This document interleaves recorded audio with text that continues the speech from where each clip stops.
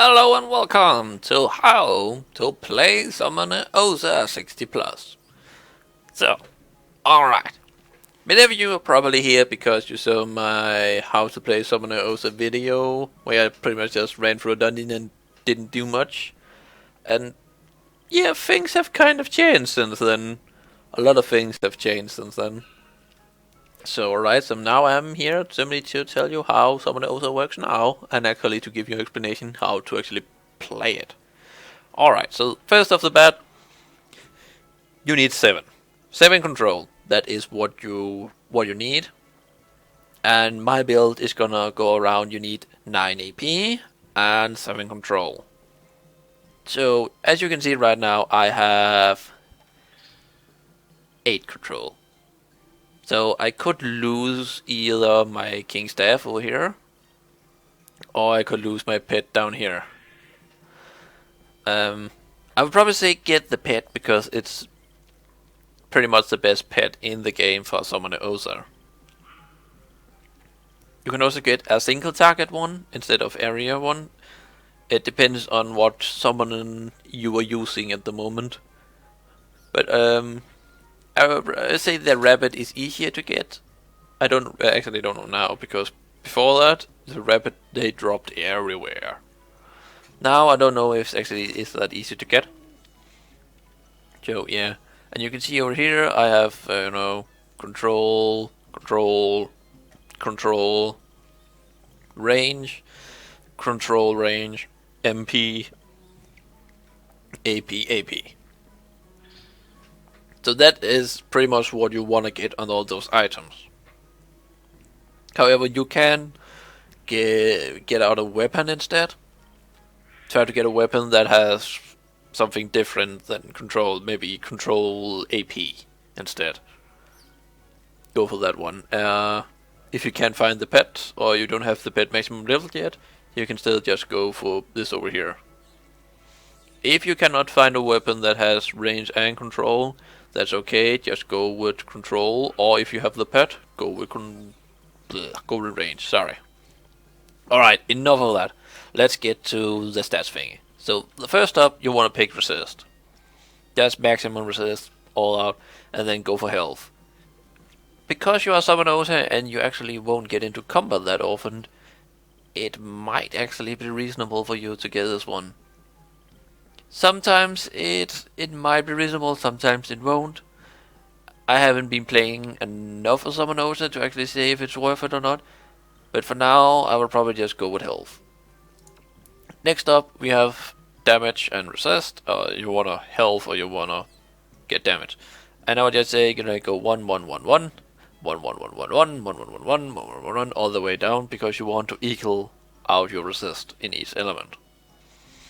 Next up we have, let's see, what's it called? Agility. And I would just go with initiativity, because you wanna be the one that starts the turn, because then you get a free hit in on. So the next one is chance, and chance I would just say crit. Crit all the way. When you have maximum crit, I will either go with crit damage or block. Block is pretty nice because it will keep you summon and you alive longer. And now see, major. Major, you wanna get the 1 AP first. However, if you're really low level and trying to hit the 7 control, it's alright for you to pick the 2 control, and for the damage into, you have enough gear that actually give you the control needed.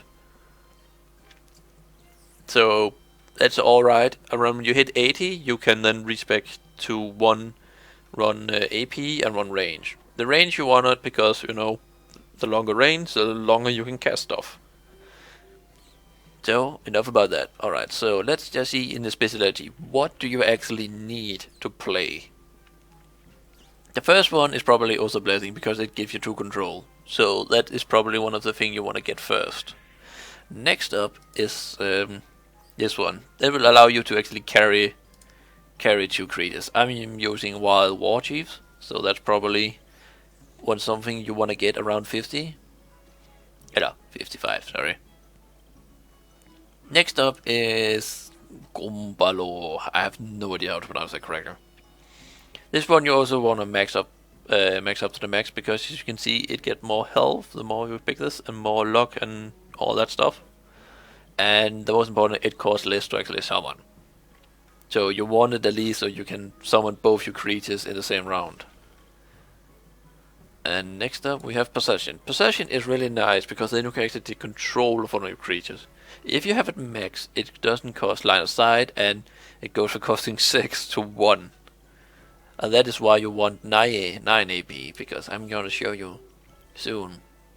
Alright, let's just look at the other. This one is pretty much only if you play a Dragoonosa, so we can't use that. Also Dragoonosa, we can't use that. Animal Guard. Animal Guard is pretty nice, but it's not really needed. It's nice to have, but not needed. Next up, we have the one where you actually reflect damage back if they attack. This one is pretty nice when you get higher level, because when you reflect the damage back, sometimes it's actually pretty high reflect damage. So I actually say that you should go for this one after. And next up we have Animal Link. If one of your animals die, it would heal you for 20% of your health. That's also pretty nice. Again, not needed, but pretty nice. Next up we have the one where if one of your pet dies, it comes back to life. This one is also really nice. We also have the one where you will come back to life with 20% health. That is also really, really nice. I think I'm saying really, really nice a lot of times now, but that happens. Alright, so what spells do you really want? The spells you want is Whip It, and, you know, this one, I have no idea how to pronounce that. Some wings. What is this? This is another spell, alright. But these are the two you want, because this one use MP, and MP you not gonna use. And Whip It increases you the damage of your pets. You can also use it on enemies, but you don't really want to do that. You want to buff the damage of your creatures to their maximum potential. So, alright, so that's pretty much just these two. Anything else you pick, you can see I just, put points and everything to actually see if it was worth it. Play it around with it a little, but this two here is pretty much all you want. You can also go into fire a little, because then you can actually heal.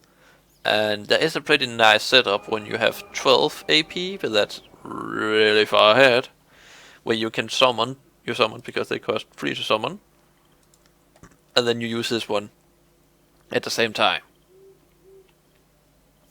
Sorry. This talking. Alright, so let's just have a look on how it actually works, because that is probably what you really want to know. Alrighty, let's see if we can find anything to attack. Apparently, people killed everything around here. Alright, here we go. There we go. And this is not the best map for us, alright. Just gonna piss. Bleh. Click this one so we actually can see something.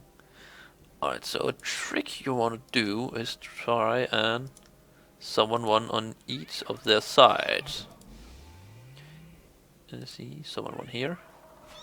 Let's see, which one starts first? That is this one over here, so we're gonna click this one. And I could have used the air spell, but if you push a target with this guy into another target, it would actually do double the damage. So this is pretty nice. We're just gonna fire this one. I was hoping for it to try and go behind it. But this is also good. Now it blocks the one that uses web.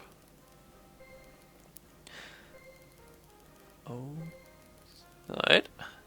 So this turn we wanna whip this one over here.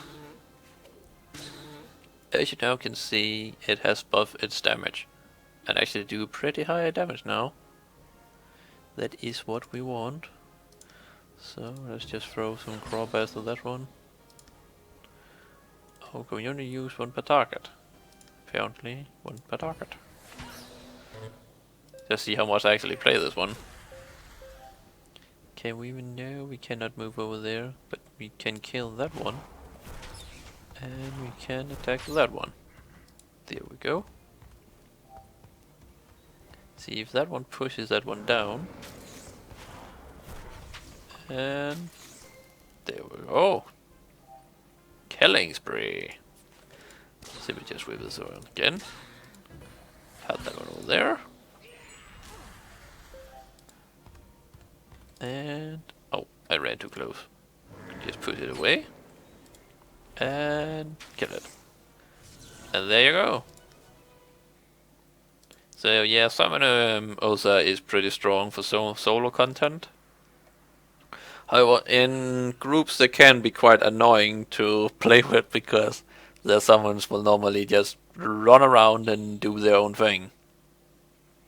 So yeah, but that is how you start out playing Summon Osa. I will highly recommend that if you feel like I didn't answer anything, leave a comment down below and I should do my very best to answer all your questions. So, have a nice day. This has been Gabber doing waifu stuff. Goodbye.